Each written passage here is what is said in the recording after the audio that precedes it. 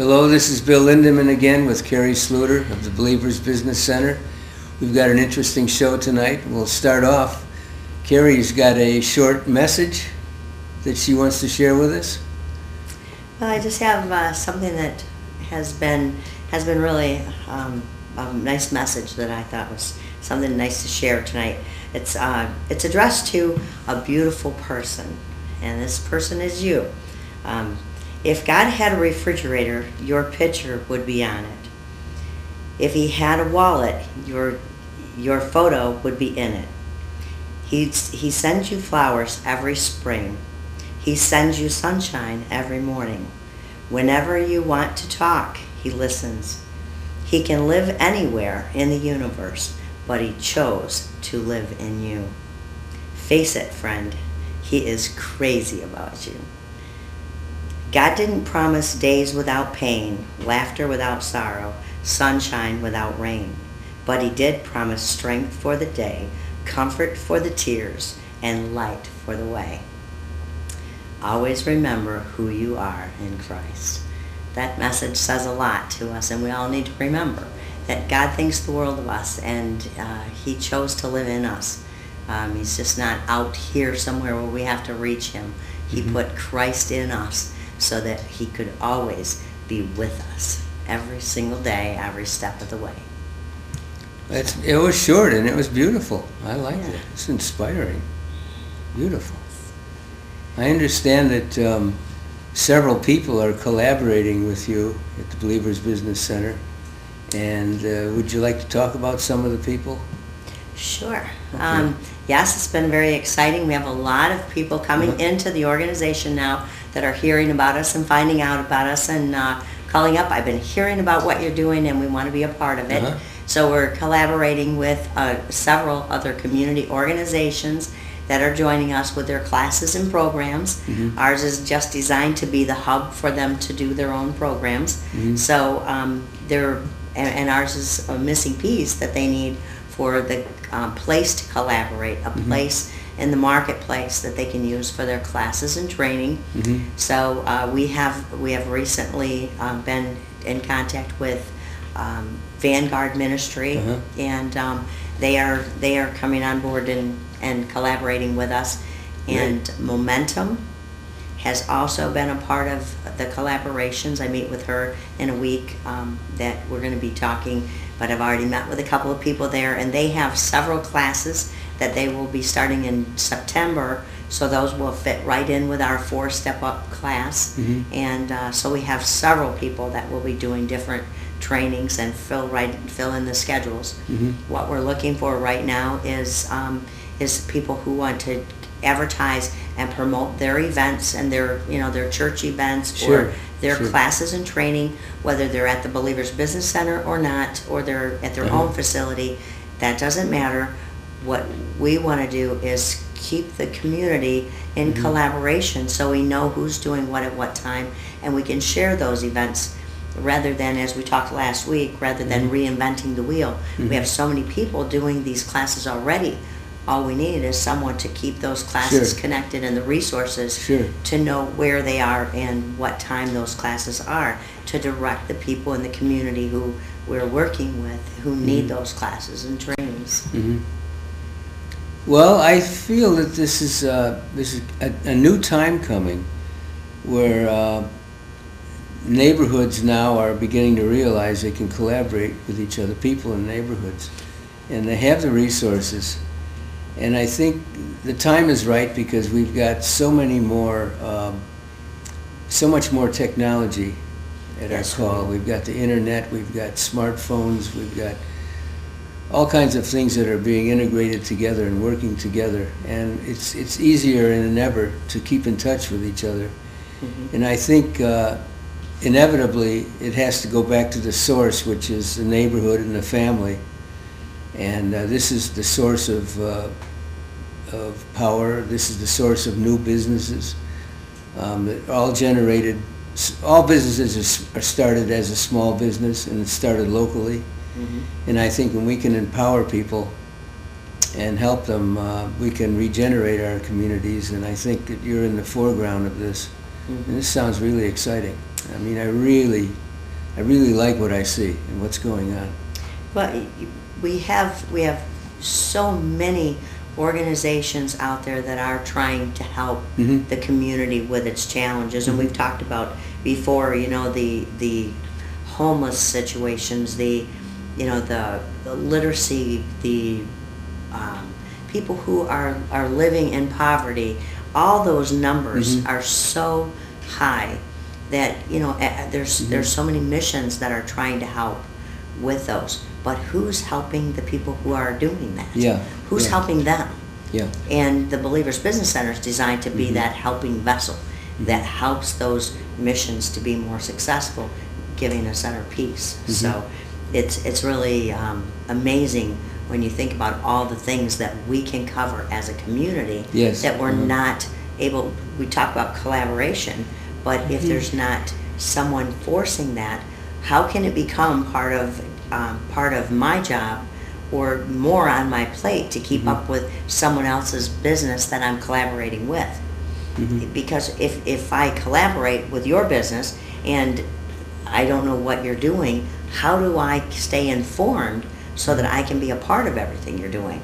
If there's a business out there that is collaborating and someone's not keeping those connections, or there's not pieces in there that keep you running smooth, then it's not really a collaboration to the most beneficial point. Yeah. It can be more beneficial if we have a system in the middle that says they're doing this, this is what's going on, and how can you connect them?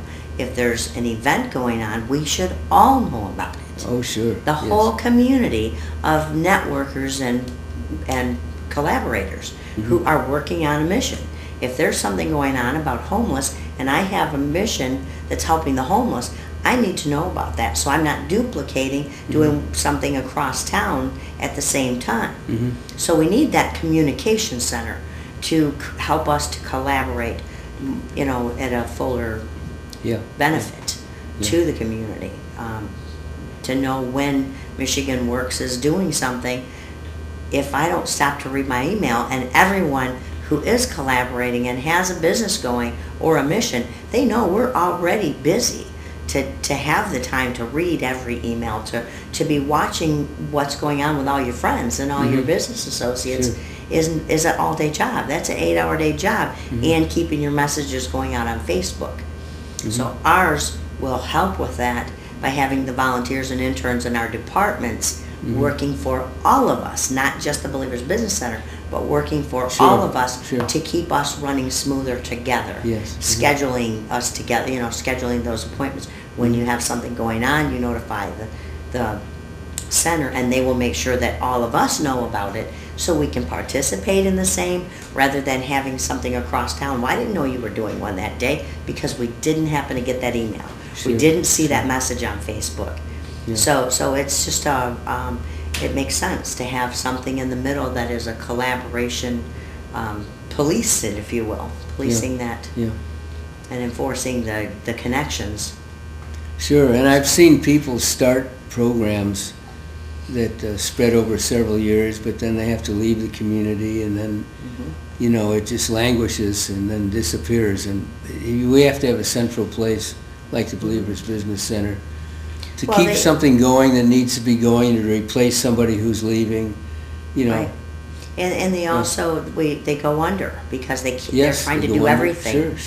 We're trying to do everything ourselves. We're trying to find a place to host our events, or we're paying for a place to host our events, or we're all trying to do our own advertising. We're trying to do our own resourcing, our own collaborations, trying to connect ourselves to the community, when that in itself is a job. And we go under because of the overhead, the expense, and the lack of time. You lose energy, you lose momentum. It's so easy, even the nonprofits. As a matter of fact, David, I'm not going to say his last name, but real well known in the community, had mentioned to me that the nonprofit organizations, there was hundreds of them that started up, and within 2 years, most all of them, all but 5, were done. And there was only 5 out of 100 that survived, because they can't afford to keep the ball rolling, and they have all the expense. They have to have the fax machines. They have to have every piece, the secretary to answer the phones, or someone to respond to someone, or to get their messages out there, to find their own resources for grant writing. When if we put it all together and we have one hub that says, here's a grant writing department, who do we know in the community that can help with that, and keep those people connected to be able to resource them quickly. And having that same thing in the advertising department. One of the business members has just as much right to go to those offices and say, I need I need an advertisement flyer, or I need this. That's going to be great for the entrepreneur startup companies. They will have those resources, and it's at a low enough cost that anybody can afford it. And it's all supported by a community collaboration of business owners who are using that same vessel. It makes sense. We're all using the same thing that is helping somebody else that's getting started. Yes, I know what you're talking about, because I was involved with an organization that is now defunct, and that's exactly what happens. You get all excited and start doing things, and then get gung-ho, want to keep do it going. Yeah. But it's a job, and it will wear you out. A person gets going, and they have a couple of people that join in, and it doesn't go as fast as it's supposed to, and we can't work, and keep going to work for something as big as our heart is. We still have to have gas to get there. We still have to cover our own finances, so we can't work for free. And a lot of the organizations are going by the funds that they can get in grants. And Yes. we shouldn't have to be putting so much into the funds to run the organization, as much as is going into the actual situation. And that's where a vessel in the middle could be a bank to keep that from happening, because we are going to all share the need for the facility or the advertising, and really tap into some of those resources from the others working together using the same thing. That's designed to do it that way. Yeah. You're definitely on the right path. I can see that. So you have other people. I know there are some schools that have started locally, like Tree of Life. There are, like you say, there are all kinds of ministries. And Right. And Betty Odongo is going to be doing some classes down there at the center later this year, the end of summer.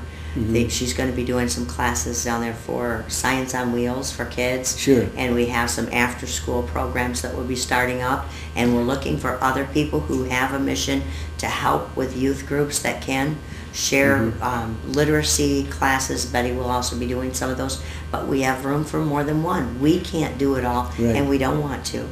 Ours is a resource center for the person that's trying to help, that has a mission or has a skill, that they can come there, share that skill, make themselves successful while they're sharing and supporting something that's helping not just the literacy, but it's helping everyone else at the same time. Sure. So. Yeah, it's the idea of communicating with each other and helping each other. Sure. You just mentioned Betty Odongo. She's also a government minister in Uganda, equivalent to the member of Congress in the United States. She also has a couple of international trade shows that trade, international business. I remember she had 3 women over here last year from Uganda that had their own businesses with their own jewelry, and we presented them. And these are all businesses. They're international in scope, and this is a wonderful collaboration. Yes. And she sees what you're doing, and she says she can see you're on the right track. Yeah, she's been amazing. She's amazing. She has some skills that she's brought to the table that has really helped us. With we have some people that are going through their dissertations for school, and having that resource, having someone there that's been there, done that makes all the difference. And it's just a big place where all the people are able to join together and network to meet that person that's been where you're going. Sure. That is just real people. It's not just a class setting. It's a home in the marketplace that makes you feel at home. If you're writing a book and you need some direction. You just want to be around someone who can answer some questions for you. Believers Business Center is a place to go. Where else can you go in the community where you could just walk in and network your need? Well, there are a lot of people that need parenting skills, and this is you're a great place to learn parenting skills. It's a good example. A lot of people just don't really know how to take care of their kids, or they don't have, it's not an intact family, and they need help and need collaboration. Yeah, just being around someone. Daycare center. Yeah, the daycare centers going in. We also have Community Homeworks has also been collaborating with us, and they're looking to share their skills, their classes. They have several of the classes that we've been talking about, and they're bringing them on board, which is what our goal was to get the people to bring their classes, their trainings, and their experience to the center to share that. And so they will be sharing several classes with us, and we'll be utilizing theirs. Not all of them will be held at the center, but it fills in that 40 days for our entrepreneurs who are in the training programs, or sifting their way through what they need, and they're just networking their way to success, meeting who they need to meet, going to the classes they need to go to, or the trainings. Microsoft will be there doing cloud training and Microsoft 2013 Office. So those will be going on in September as well. That's pretty exciting, and they're bringing in the tech center down there. Yeah. You'll be able to purchase technology, Microsoft technology, from the Believers Business Center, and learn how to use it right there at the center through our connections and resources and other members. Yeah. So he's helping us at the same time we're helping him. All comes out in the wash. Yeah. Well, the nice thing about the Believers Business Center is it's a home environment. There's a lot of warmth there, and it's another thing that's missing in the community is a home.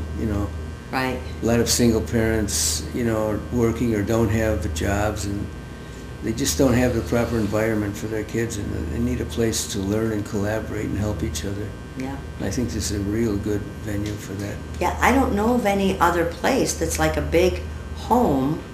It's a 30,000 square foot, nearly 30,000 square foot home living space. Yes. That has business agendas going so that people can get familiar with what's going on. It's just amazing the way it came together to fill that need for the community. Even the churches. I mean, if you want to go somewhere with your kids, where can you go to hang out where you can actually work with them, alongside of them, or learn skills from someone else, from other mentors, other parents who are doing it, so you can see how it's done if you don't know.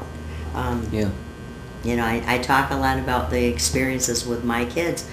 I didn't learn mine in a school, but I saw as I was growing up what didn't work, and just and when I found the Word of God and I tapped in to the wisdom that can only come from above. When you learn that Bible, it will direct you and help you. But it's given me the direction and inspiration of how to raise my children. And even before I knew God, it was pretty. It just came natural when my daughter wanted to learn. I was telling you about that. At a very young age, she went to work with me, and she works so hard today and goes to school. She just finished college, and she had 3 jobs going through college, and she's always been a hard worker, and she's amazing. But from the time she was big enough to ask if she could use the phone, she wanted to answer the telephone. Sure. I run a business out of my home, and I told her, I said, you can't answer the phone, honey. I run a business, and she kept asking. So I finally gave in, and I thought, you know what? Go get me your telephone. She brought her telephone in, and we sat down with the telephones, the 2 of them, and we practiced. And I taught her, and still to this day, she'd answer the phone so professional, and she handles herself well. my customers would call and say, "Is that your daughter? Oh my gosh, she needs to train our secretaries." And Yes, she was 6 or 7. Sure. You know, yeah, and yeah. she would, "Hello, this is RDO Services, Ashley speaking. How may I help you?" "Nope, she's not in right now. Can I take a message?" 7 years old. But it was because of the way I sat down with her and took that opportunity and just didn't say, "No, you can't." You know, when she insisted she wanted to answer the phone, and it just was a natural thing. Okay, if you're going to answer the phone, I have to make sure you know how to do it. And she picked up on it. She was so proud. And, you Yes. know, she always wanted to be with me. And parents aren't able to be with their kids, or they choose not to because of the day and time that we're living in. But going back to that with our family and our kids, we need a place where we can hang out with our kids. While we're working on one project, they're in another area doing something, but they're crossing and they're seeing how it's done. I've had a couple of volunteers that were down there at the center, and one of them in particular, it was a week later, she said, "What have you done with my kids? These are different kids." Well, when I saw her sitting watching TV, and she's just had her face right up into the TV, laying on the couch, and you know, I walked by and kindly said, "You know what? There's some dishes over in the sink. If you want something to do besides just watching TV." And she kind of gave me this look, of course, a teenager with an attitude, and she gave me this look of, "You want me to do what?" And I said, "Well, you know, what makes it somebody else's job to clean up after other people while they sit and watch TV? We make the living, we do the work, you know, we still have to do the dishes too. How old did you say you are?" And she, you know, she just kind of looked at me, and she said, 13. And I said, "Okay, and you still think that's okay?" You know, and just talking to her and explaining some things. And I said, "Well, it would really be nice if you ever get in the mood to help out. It really would be nice. I'd appreciate it." The next day, she got up and did the dishes herself and started picking up on that stuff. And she even, her mother said she even started doing them at home and didn't have the same attitude. These are some of the things that I had said to her, but sometimes they just need to have it pointed out to them. Boy, is that a good example. Different way of thinking. Wow, is that a good example of just somebody just waiting to be taught, shown the way. She just What a hadn't great thought example. about it, or was, you know, she just was in her own world and probably hadn't really saw it that way before. That, you know, what makes it, you know, and what are you going to do? I mean, I've even talked to these kids, you know, that what are you going to do in 2 years or 4 years from now? You're going to be an adult. And it's not somebody else's job to take care of you. It's the adult's job to teach you how to be productive and how to take care of this, you know, how to take care of your home, your family, your own job. What are you going to do? In 3 years from now, what are you going to do? Are you going to be laying on the couch waiting for somebody else to feed you? And they just kind of look at you like they hadn't thought about that before. Yeah, sure. And it's just a home atmosphere where you can talk to them one-on-one. And I don't say those type of things to them in a scolding way. It's in a conversation. Sure. Pointing out to them, and most kids want to be good, you know, and they want somebody to respect them. Well, 3 minutes before that, I was telling her how great she is. She wants to impress you. When you pointed that out, especially, they're going to know how to do that. And then you give them the attaboys. It was a week, and both of her children were different kids. They're around counselors, coaches. We want several different life coaches, counselors, trainers. They're all the time at different times using their skills. Not all of them are going to connect with me. Not all of them are going to connect with someone else. But we want enough traffic going through there that everyone is coming through there at some point, and God can direct them and cross their paths. That right person. So. What a great story about kids just looking at television. Yeah. You know, just making them aware of the fact that they can participate and help clean up. That's great. That's wonderful. Yeah, there's several things that we have going on down there that even in the limited space that we have, you know, it's just amazing. We also have 5 micro businesses going in right now that are actually in operation that will be producing jobs. And we'd like to call in more to join us. other micro businesses, small businesses that even if they run your business out of your home, you can utilize the center for an office to have a meeting, to utilize the advertisement program, but to network. Where do you go to network? It's on a regular basis. Sure. Well, you can network with the community. Believers Business Center would be a great place for people to phone in or come in or call in and say, well, I need my grass cut or my snow shoveled. Yeah. And, it'd be They a already good do. clearing. We That's get a great. lot of those calls. We're connecting a lot of people. Great. Matter of fact, Walt's doing a job right now that was they called in and said, don't you know somebody that does this? And Sure. he got a $300 job out of the deal. And it was through networking. So anyways, that's what it's all about, is we're there as a resource center and a connection. Who do we know that can do what they need right now? Immediately. We have had several situations like that where the other thing is the homes that we're connecting to. Sure. It's all about networking and collaborating. Who do you know in the area that you have need? So it's moving along really well. yes, it is. That's great. Yeah, it sure is. So And it's a smaller world than we think. yes, When that's you true. start talking to That's true, someone yeah. and they know somebody that you need Sure. to connect with, and Yeah. we're connected to a lot of peoples. So when are your next classes starting up? They will be starting So- up at the end of August. The end of and, August. Yeah, first part of September. They will be able to check the website and Right. find that schedule on our website. I don't know if we have graphics or not, but it's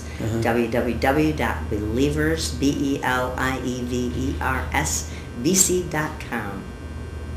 Okay. Terrence, could you come in and refresh the screen? It's been dark for a long time.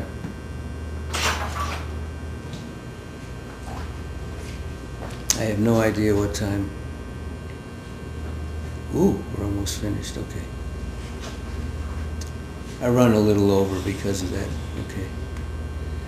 All right. So, I have a special request.